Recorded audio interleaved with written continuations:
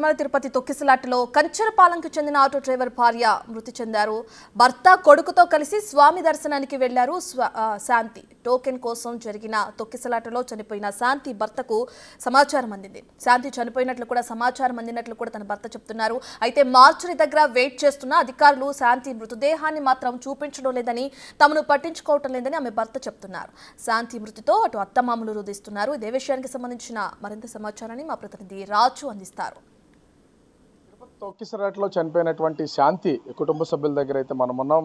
వీళ్ళు ఆ శాంతి అత్తమామలో వీళ్ళిద్దరూ కూడా అంటే నిజం చెప్పాలంటే ఒక నిరుపేద కుటుంబం అనే చెప్పాలి. వీళ్ళ అబ్బాయి ఆటో డ్రైవరు తాను దైవ దర్శనానికి వైకుంఠ ఏకాదశి కావడంతో దైవ దర్శనానికి వెళ్ళి టోకెన్ల కోసం జరిగినటువంటి తొక్కిసలాటలో చనిపోయినటువంటి పరిస్థితి అయితే కనిపిస్తుంది.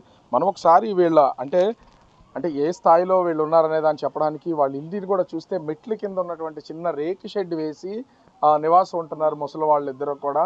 నిరుపేద కుటుంబం. సో జరిగినటువంటి ఈ తొక్కిసలాటలో ఒక పక్కన కోడలు చనిపోయింది. కోడలు చనిపోవడంతో కూడా వీళ్ళు ఇప్పుడు తీవ్ర విషాదంలో ఉన్నటువంటి పరిస్థితి కనిపిస్తుంది.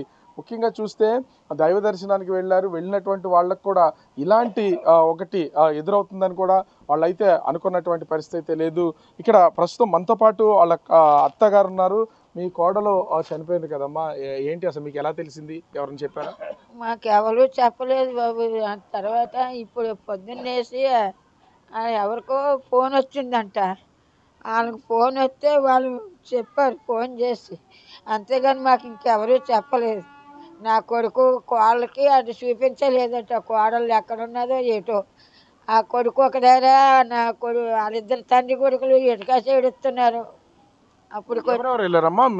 మీ కోడలో కొడుకు ఇంకా మీతో వాళ్ళతో పాటు పిల్లలు కూడా వెళ్ళారా? ఒక బాబు ఉన్నాడండి వాళ్ళకి. ఆ బాబు ఐటీ చేస్తుండు. ఆ బాబుని తీసుకొని తల్లి ముగ్గురు వెళ్ళారు తిరుమలకి. వెళ్ళి మరి అలాగ అయిపోయింది. మరి అప్పుడు ఆ శవం మరి ఇంకా అప్పుడు మాకు కనిపించలేదు. ఎన్ని గంటలకు ఇస్తారో ఏటో. వాళ్ళు ఎక్కడ ఉంటారమ్మా అసలు? మీ కొడుకు కోడలు ఎక్కడ ఉంటారు? మీరు ఇక్కడ ఈ చిన్న ఇంట్లో ఉంటున్నారు కదా? ఇంట్లోనే ఉండారు. మాకు సాలక వాళ్ళు కొడుకు చదువుతుండని ఇంధనారం 4లో అద్దెకి తీసుకొని ఉంటున్నారండి. మరి అక్కడి నుంచి వాళ్ళు వెళ్ళారు. సో ఇదే ఈవిడేనా మీ కోడలు? ఇగో ఈవిడే మా కోడలు. అంటే ఇది ఎప్పుడు తీసినటువంటి ఫోటో? ఇది ఆ పిల్లడు 5వ సంవత్సరం పిల్లడప్పుడు తీసుకున్నాను.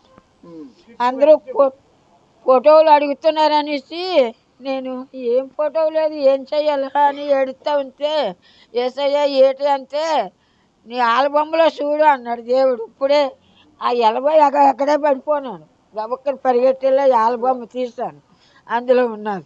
నిరుపేద కుటుంబం.